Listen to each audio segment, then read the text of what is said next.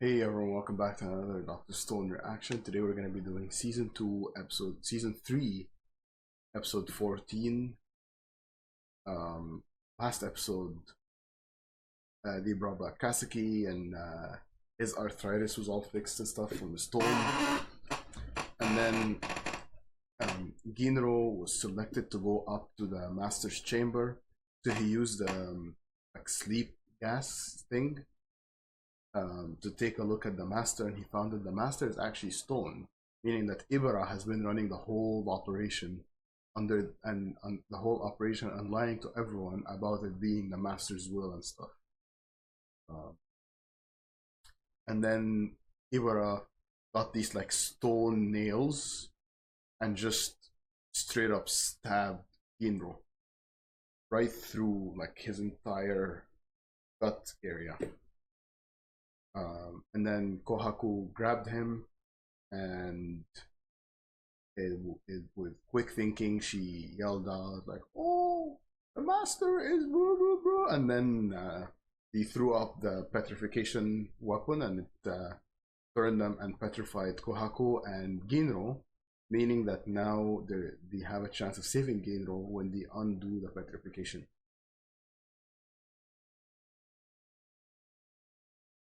And then, oh yeah, Kohaku probably also told Amaryllis that the master is stone, so now it's all up to Amaryllis.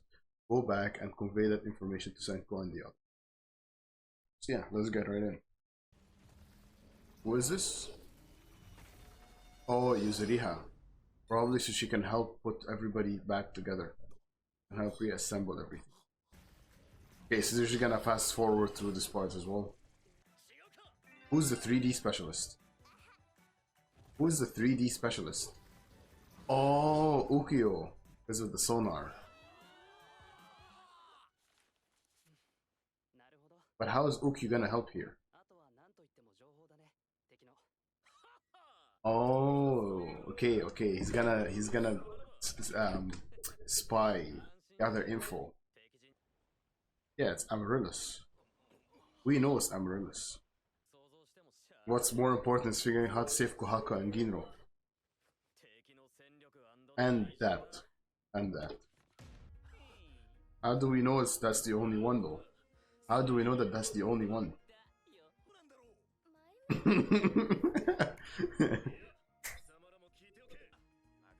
I'm lost. I'm lost. How does he know that there's only one weapon?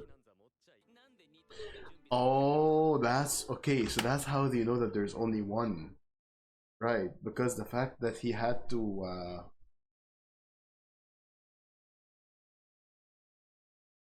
he had to call over the other girl to use the weapon means that he didn't have one on him, and if he doesn't have one on him, then nobody else has one on them. That means the one with the girl is the only one. Okay, I get the logic now.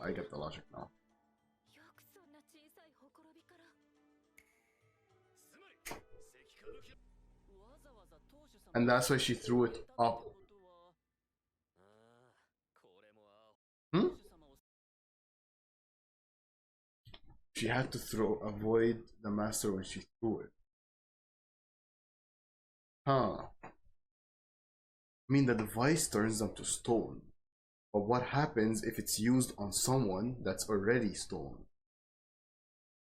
Because if she avoided using it on the master, then that means that this device has to do something to people that are already stoned. Maybe it undoes the stone when you use it on someone that's already stoned. Or maybe... I don't know. No, that's interesting. Oh, it's that she doesn't know the master is a statue.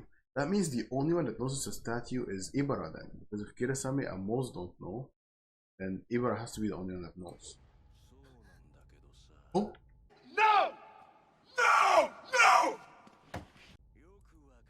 Oh! He followed Amaryllis. Crap.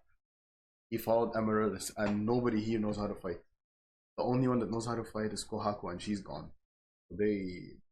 That's pretty bad. That's pretty bad. Oof. That's Mac. The real question is he stronger than Tsukasa? This guy. Because we've handled Tsukasa before. Yeah, we don't need to hear everybody's thoughts. Just get on with it. Just get on with it. Yeah, I'm having suspicions. I've already said in the last episode, I'm having suspicions about Mons. Because he knew that Kohaku was the intruder, but he didn't tell Ibara. And then he followed Amaryllis, but he didn't kill her. There's something up with this guy. He has ulterior motives. He definitely has ulterior motives. If he really wanted to, he could have killed literally every single person here. In that time that they were all thinking. He could have just killed them all. Here. But he didn't. So, yeah. Also, I just realized he has scars. That means that he was one of the OG people that got petrified and brought back. Exactly. Why is he keeping information from Ibara? This is very suspicious. Yeah. I mean, that's not the conclusion I came to. I didn't say that he's planning to kill Ibara, but I was just saying that Moz is not with Ibara. Clearly, they're not like they have different motives. Their goals don't align. I just don't know exactly what Moz is thinking and what his plan is.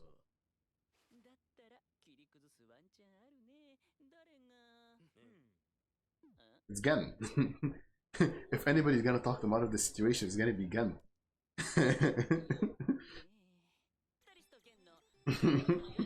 Why are they teaching us manipulation techniques?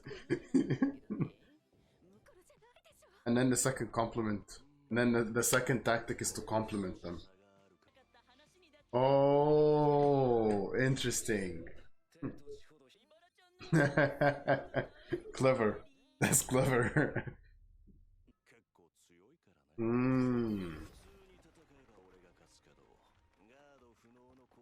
Yeah, yeah, makes sense, makes sense. He attacks Ibara, Kirisame will petrify him and kill him.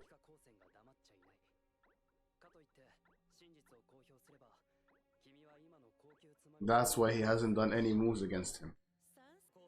Yep. And they can help with that. Exactly. They can snatch it with the drone.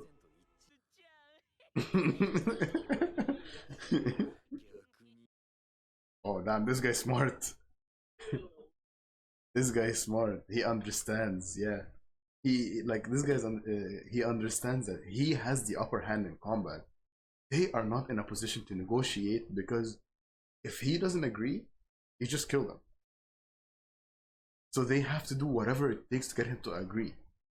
Why would he ever agree? So why would he agree to an equal bargain when he can force their hand into something that benefits him? That's not a halberd, that's a hockey stick. Hmm? What is Gen's technique now? Is he? What's the plan? Oh, I think I get it. He caused, right?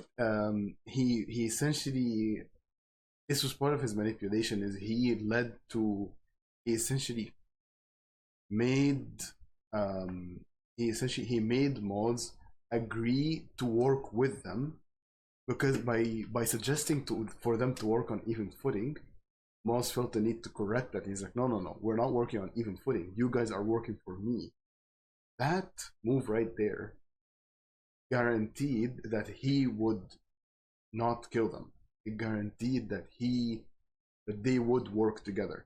Even if they are working for him, they're at least working together. So he at least guaranteed their safety for this moment. And then the bargaining can come after that. Exactly. He's now changed the conversation into, instead of whether he killed them or not, he's now made up his mind that he's not going to kill them. And the conversation has changed into, is he going to work with them? Are they going to work on even footing, or are they going to work for him? he's shifted the topic of conversation. By the way, I forgot to mention this, but Soyuz looks like one of the astronauts, the 6 astronauts from Senko's dad's crew. There was the one like buff bald guy astronaut. Soyuz looks like him. I think Soyuz is a descendant of that guy.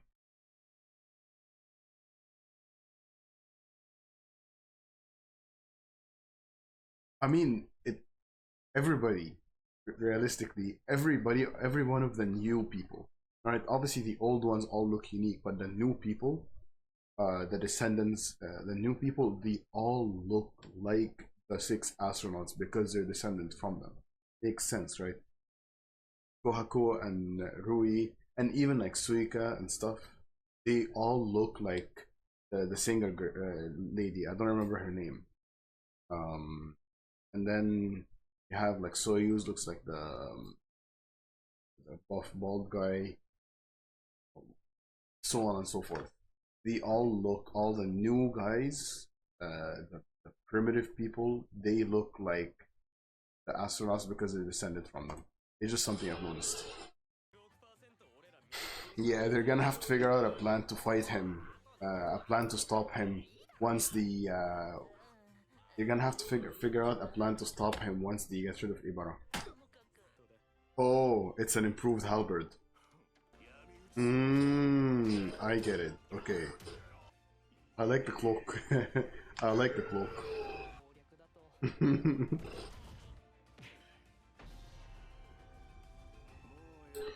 Okay. If I remember correctly, they brought Spearman, I don't remember his name, the spear guy, they brought him on the ship as a prisoner. So what if the plan is, so my guess is that they're going to revive the spear guy and have him fight against this guy. And that's how they plan to stop this guy. But then how are they gonna stop the spear guy? Because the spear guy is a maniac, so they're gonna have to have some kind of edge over the spear guy. Okay, not bad, not bad. Pretty good episode. I'm excited to see where this goes. Although there is one thing I've noticed though, that they've been slowly. By the way, this whole ending thing is pretty cool. The way they do it with the sand, they draw all this stuff with the sand and wipe and stuff. Anyway, back to what I was saying. I've noticed this since the start of season 2, and it's just been happening more and more. Is that like they've been showing less and less of the actual science in the show and focusing more on the story, which I don't mind. I like the story, but what I liked the most, my favorite part of season 1, what made Doctor Stone one of my favorite shows in season 1 was the science, was how much focus they put on the science, right? Every step of the way they showed us. They showed us how they made the motor, like they showed us how they made the generator and how they made the motor, and then how they made the light bulb, how they made the glasses, how they made the telephone. You know, they showed us every step of everything they made. And that was my favorite part of the show. But ever since the start of season 2, and they've kind of just been skipping over the actual science. It would just be like Senku says, "Oh, we're gonna build this," and then 5 minutes later it's done. And I don't like that. Well, I liked it a lot more in season 1 when they actually showed the whole process of building stuff. But the story is good, so if in order to focus on the story they have to skip over the science stuff, sure. But I would like if they focus on the story and the science equally. Anyway, yeah, that's gonna be it. Take care.